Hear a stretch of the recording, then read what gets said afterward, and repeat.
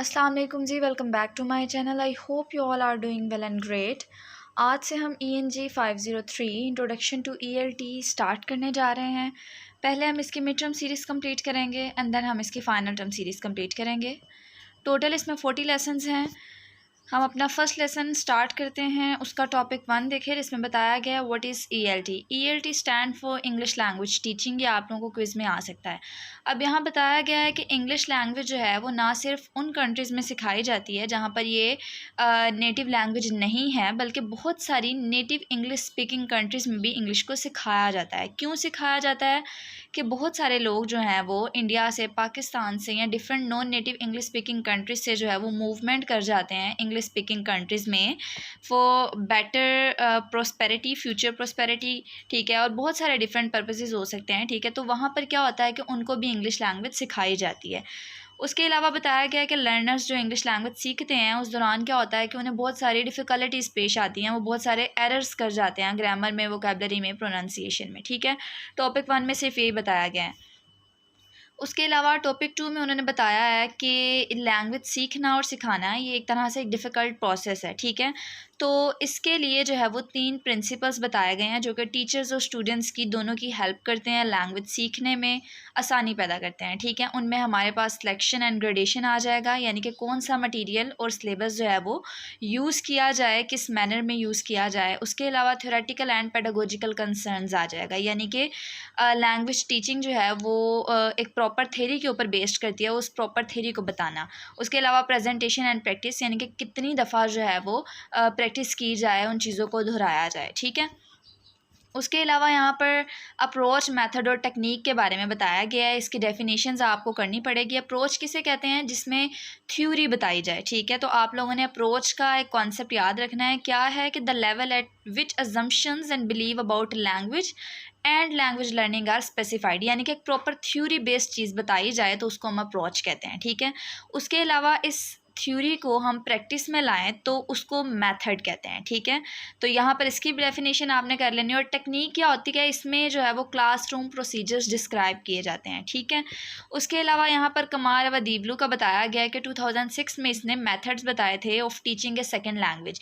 अब उन मेथड्स में हमारे पास 3 मेथड्स आ जाते हैं, जिसमें बताया गया लैंग्वेज सेंटर्ड, लर्नर सेंटर्स और उसके अलावा लर्निंग सेंटर्ड मेथड, ठीक है। पहला मेथड देख लेते हैं हम। पहले मेथड में क्या होता है कि ये असल में रिवॉल्व करता है अराउंड द लर्नर, ठीक है। इसमें क्या होता है कि प्रॉपर ग्रामर और ये सारी चीज़ें बताई जाती हैं और इनका मेजर फोकस होता है एक्यूरेसी पर, ठीक है। इसमें हमारे पास एग्जांपल है ऑडियो लिंगुअल और GTM कहते हैं ग्रामर ट्रांसलेशन मेथड को, ठीक है। इसी तरह लर्नर सेंटर जो है ये किस पे फोकस करता है? ये नीड्स ऑफ लर्नर्स जो होती है ना उसके ऊपर फोकस करता है। या आप लोगों ने छोटा सा कॉन्सेप्ट इसका याद रखना है, ठीक है। इसकी एग्जाम्पल में CLT बताया गया। CLT यानी कि कम्युनिकेटिव लैंग्वेज टीच, ठीक है। इसी तरह हमारे पास थर्ड वन जो है वो क्या है कि ये फोकस करता है मेथड्स पर, टास्क पर, जो क्लासरूम कंटेंट को जो है वो डिफ़ाइन करते हैं, ठीक है। इसकी एग्जांपल में TBL है, यानी कि टास्क बेस्ड लर्निंग, ठीक है। ये आप लोगों ने इनके एब्रीविएशंस याद रखने हैं, ठीक है। इनके जो है वो आप लोगों को क्विज़ में आ सकता है, रिपीट हो सकता है, ठीक है। उसके अलावा ये यहाँ पर इंपॉर्टेंट मेथड्स बताए गए हैं। मैं आप लोगों को 1 बाय 1 जो है वो छोटा छोटा सा कॉन्सेप्ट देती जाऊँगी, बहुत ईजी है, डिफ़िकल्ट नहीं है। अच्छा जी, पहला देखिए इसमें क्या बताया गया है, ग्रामर ट्रांसलेशन मेथड, ठीक है। ये कहाँ यूज़ किया जाता है? ये EFL कॉन्टेक्स्ट में फ्रिक्वेंटली यूज़ किया जाता है, ठीक है। EFL किसे कहते हैं? इंग्लिश जहाँ पर as a foreign language use की जाए, ठीक है। तो इसमें भी बताया गया है कि learning is ensured largely by translation, ठीक है।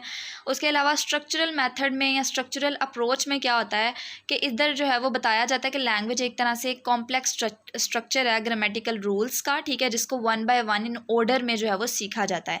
डायरेक्ट मेथड में क्या होता है?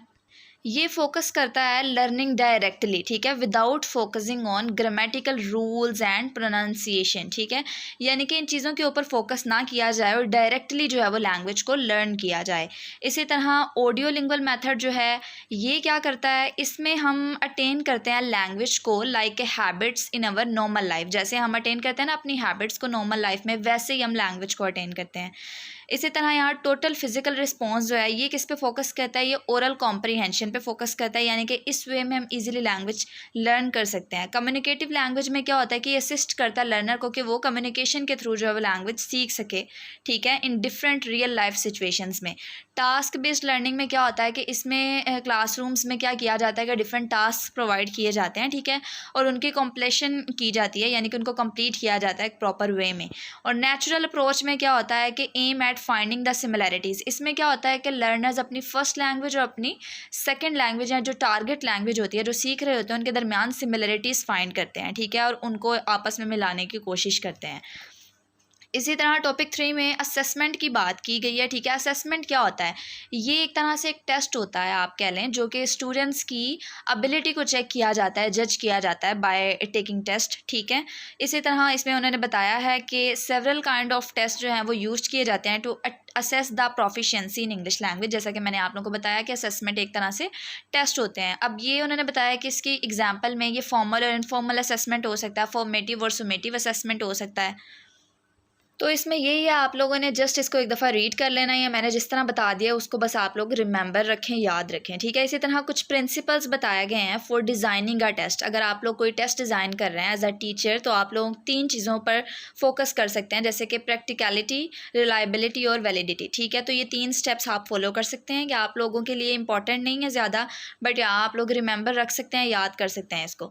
उसके अलावा यहाँ पर कुछ सोशल बेनिफिट्स और चैलेंजेस बताए गए हैं ऑफ ELT। तो इसमें क्या होता है कि सम टाइम जो है वो लैक ऑफ अवेलेबिलिटी होती है ELT एक्सपर्ट्स की, यानी कि इंग्लिश लैंग्वेज टीचर्स की जो है वो अवेलेबिलिटी में कमी होती है, वो हमें टीचर्स प्रोवाइड नहीं होते। उसके अलावा क्लासरूम प्रोसीजरिंग, उसके अलावा क्या होता है कि हमें यूज़र्स नहीं मिलते, इंग्लिश लैंग्वेज यूज़र्स, जिनसे हम इजीली कम्युनिकेट कर सकते हैं और अपनी लैंग्वेज में प्रोफिशेंट हो सकते हैं। तो ये सारे मसले आ जाते हैं, आप लोग इनको अपने वर्ड्स में लिख दीजिएगा। सोशल चैलेंजेस में क्या बताया गया है कि it provide an opportunity to learn and observe another culture, like हम इंग्लिश सीखते हैं तो हम इंग्लिश के साथ साथ उनका कल्चर भी लर्न करते हैं, ठीक है। तो ये भी एक इम्पॉर्टेंट पॉइंट है।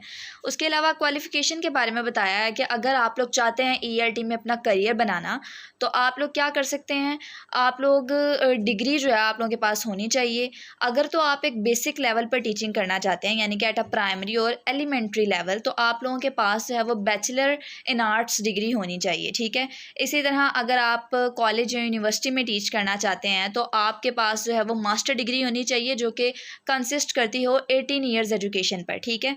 तो इसके लिए कुछ कोर्सेज भी होते हैं, जैसे कि master of education in TESOL, जिसको हम MEd इन TESOL कहते हैं। TESOL जो है वो क्या होता है कि teaching English to the speakers of other languages, ठीक है। तो ये आप लोग इसका भी एब्रीवेशन याद रखिएगा। इसके अलावा यहाँ पर कुछ एब्रीवेशंस हैं, ये आप लोग थोड़े बहुत जो है वो याद रख लीजिएगा। मोस्टली TESOL के बारे में आ जाता है, TEFL के बारे में आ जाता है, ठीक है, बाकी ऐसा ज़्यादा नहीं पूछते, ठीक है। तो इस पूरे लेसन का जो है वो यही कॉन्सेप्ट था कि ELT होता क्या है, आप लोग ELT में अपना करियर कैसे बना सकते हैं, किस तरह स्मूथ कर सकते हैं, और कौन से स्टेप्स हैं जो कि डिफ़िकल्टीज़ पैदा करते हैं लैंग्वेज सीखने में। बाकी इस लेसन में कुछ भी नहीं था, मिलते हैं नेक्स्ट लेसन में। बाकी अगर आप लोगों को वीडियो अच्छी लगी है तो इसको लाइक करें, अपने दोस्तों के साथ शेयर करें, दुआओं में याद रखिएगा। अल्लाह हाफ़िज़।